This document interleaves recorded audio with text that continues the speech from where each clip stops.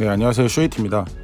지금 저희 홈페이지 보고 계신데 저희 홈페이지에는 방수 스프레이가 없어요. 방수 스프레이가 없는 이유가 제가 이걸 굳이 만들어서 판매를 해야 될까라는 생각을 해서 이거를 판매를 안 하고 있는데, 지금 보시면 기본 클리닝 용품 외에는 뭐 방수 제품은 없고, 지금 네이버 스토어팜에도 보시면 지금 저희 제품에는 방수 스프레이가 없어요. 지금 제가 그래서 오늘 요 유튜브 영상을 만드는 이유는 방수 스프레이를 안 만드는 이유에 대해서 좀 설명을 드리려고 합니다. 자, 이제 네이버로 넘어가서 네이버에서 검색을 한번 해볼게요. 방수 스프레이의 위험성. 이렇게만 딱 검색을 하고 나오는 페이지가 일단 위험성을 검색했으니까 위험성이 나오겠는데, 방수 스프레이로만 검색했을 때 이렇게 나오죠. 뭐 쇼핑에도 여러 가지가 나오고, 이쪽으로 가면은 뭐 리뷰나 뉴스, 블로그 글 이런 게 나오는데, 뭐 신발 운동화 간단하게만 뿌려주기만 하면 끝, 좋네요. 뭐 이런 것도 나오고, 장마철에 문제 없다 이런 게 나오는데, 이쪽에 보시면 뭐 여러 가지 블로그나 뉴스나 뭐 기사들이 있어요. 그 중에서 제가 봤던 기사를 하나 클릭해 보겠습니다.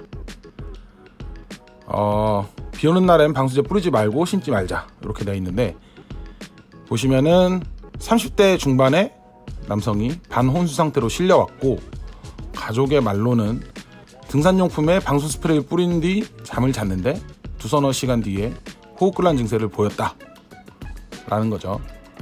그리고 보시면 또 방수제에 의한 간질성 폐렴 환자 발생. 보시면은 불소 공중합체가 있어요. 플루이드라는 게 있는데, 플루이드 레진이라고 보통 하는데, 이게 불소 수지예요. 불소 수지. 이게 없으면 방수 스프레이가 되질 않아요. 그리고 스프레이 캔에는 위험 경고가 없었다 라는 것도 나오고, 외국에서는 80년대부터 이런 사례들이 많이 보고가 됐다고 써있네요. 그리고 뭐 독일도 그렇고, 독일에는 뭐 매년 100건에서 200건 정도 된다고 하네요. 그리고 뭐 영국도 그렇고, 덴마크, 미국도 그렇고, 가장 일반적인 증상이 호흡곤란, 기침, 가슴 통증 1000명 뭐 이렇게 돼 있네요. 우리나라는 방수제 중독 사고가 보고 안 됐을 가능성이 높다, 뭐 이렇게만 되어 있는데, 일단은 우리나라에서 제가 검색을 해봤을 때, 뉴스 검색을 해봤을 때 많이 안 나와요. 이게 왜 많이 안 나오는지 모르겠는데, 글쎄요, 뭐 보고가 안 된 건지 정말 없는 건지 헷갈리는데, 일단은 그러면 다음 구글로 한번 검색을 해보겠습니다. 구글에서 검색을 한번 해보겠습니다. 워터프루프 스프레이 데인저, 이렇게 짧은 영어로 검색을 해보겠습니다. 검색했더니 제가 기존에 사전에 좀 봤던 게 있어요. 이게 무슨 변호사 사무실인가 이제 뭐 법률회사인데, 여기서 이제 한국어로 번역을 좀 해서 보여드리겠습니다. 보면은 불소 중합체라는 화학 물질을 포함하고 있기 때문에 매우 위험하다라고 또 나오죠. 이 물질 안전 보건 자료라고 있어요. 이게 MSDS라고 하는데, 보통 여기에는 에어로졸로, 이 불소 중합체는 에어로졸로, 그러니까 스프레이 형태로 못 만들게 되어 있다고 표시가 되어 있는데, 상당수가 그냥 만들고 있고, 이 제조자한테 제조할 때 마스크를 착용하도록 하고 있다. 그럼에도 불구하고 그냥 아무런 거리낌 없이 그냥 만들고 있다라고 표시하고 있어요. 지금 써 있어요. 그리고 뭐 미시간 주립대에서 발표한 자료를 보면 뭐 극도로 주의를 해서 취급해야 되고, 90년대 초부터 많이 이런 스프레이 때문에 많은 호흡기 문제가 발생했고, 그리고 호흡기 부상, 그리고 다른 주에서도 160개 이상의 보고를 받았다, 이렇게 나와 있네요. 그리고 불소 중합체를 사용한 방수 스프레이에 대해서 미국 그 질병통제예방센터 CDC가 경고를 하기 시작해요. 이 회사들이 일부러 무시한 거예요. 이거를 알면서 거짓말 치고 그냥 무시한 거죠. 이 위험성을 아는데도 불구하고.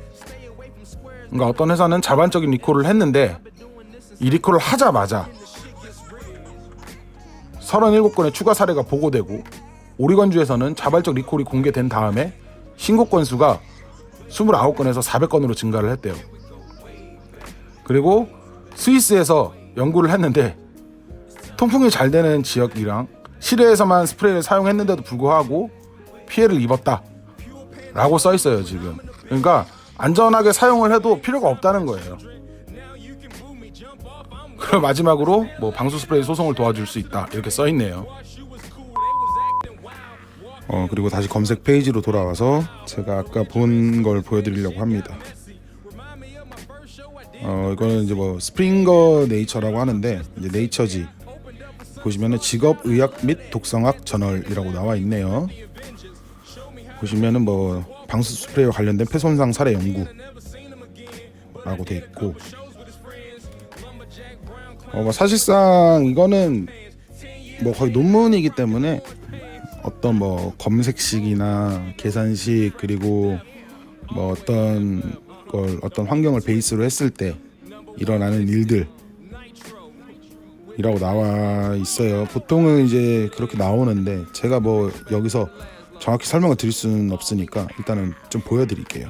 제가 아까 말씀드린 플루이드 레진에 대해서 또 나와요. 그리고 아크릴레이트의 중합체의 혼합물 이렇게 나오죠. 발수제 일반적으로 뭐 그렇다라고 하고, 건강상의 영향이 뭐 항상 뭐 설명이 돼 있다라고 하네요. 그리고 스위스 사고에서 호흡기 증상이 있었고 대부분 에어로졸의 흡입으로 인해서 건강에 이상이 있는 걸 말한다라고 되어 있습니다.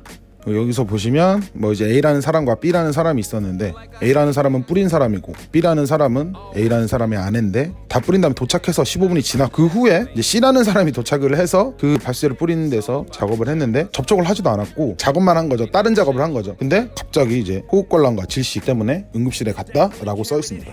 그리고 두 번째는 그 방금 제가 말씀드린 그 작업장 옆에 다른 작업자가 있는데 뭐 20mm 거리에 걸쳐서 이제 스프레이 뿌리고 다음날 아무 냄새도 안 났고, 근데 갑자기 8시 30분에 기침을 했고, 그리고 10시에 다른 8명의 작업자들이 계속 기침을 했다고 합니다. 그리고 흉부 압박감과 흉고라 가슴 통증을 보고했고 4명의 근로자는 그러니까 아무런 이상이 없었는데 다음날 피곤했고 그리고 일주일 있다가 정상적으로 복귀했다라고 합니다.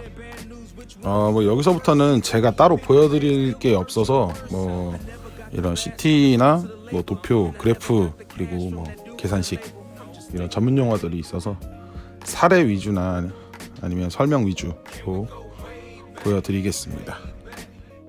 그리고 제품에 노출된 생지의 호흡 패턴을 모니터링 했는데 체외에서 폐계면 활성제의 기능을 손상시키는 것으로 밝혀졌고 폐에 심각한 손상을 입혔다라고 합니다. 그리고 좀 중요한 게 이제 밑에 나옵니다. 좀 내려서 보겠는데 2차 사례가 있는데 11명 근로자 대상으로 했는데 이제 노출이 된 거죠. 그랬는데 여기서도 변함없이 이제 플루이드 레진 얘기가 나오고 22시간 있다가 5명이 급성호흡곤란 증후군 받고 1명이 사망했습니다. 1명이 사망하고 4명이 이제 CT 찍었는데 이제 유리온탁이 나온 거죠. 그만큼 위험합니다. 요거 같은 경우는 밑에 보시면 참고 문헌이 굉장히 많아요. 근데 거의 다 이 방수 스프레이에 대한 그런 문헌들 가지고 얘기하고 있는 거거든요. 저도 이렇게 많은 줄 몰랐어요. 이 외국에는 이렇게 뭐 이제 부적합한 이런 사례들이 논문으로도 작성되고 문헌으로도 작성이 되고 있는데 왜 우리나라만 그렇게 유난히 없는지는 잘 모르겠습니다. 찾아보시면 지금 보시면 다 방수 스프레이 얘기고 뭐 논문 엄청 많네요. 2006년, 2003년부터 99년도 것도 있고 계속 이렇게 작성이 되고 그런 나쁜 사례들이 보고가 되는데 왜 우리나라만 유독 없는지 잘 모르겠습니다. 이렇게 방수 스프레이 위험성에 대해서 좀 알아봤습니다. 뭐 제가 굳이 방수 스프레이를 안 만드는 이유를 좀 설명을 드리고 싶었고요. 이렇게 보시면 참 편리하긴 하지만 그만큼 좀 위험한 제품이라는 걸 알 수 있어요. 오늘은 여기까지 할 거고요. 다음번에는 다른 영상으로 찾아뵙겠습니다. 끝까지 봐주셔서 감사합니다. 고맙습니다.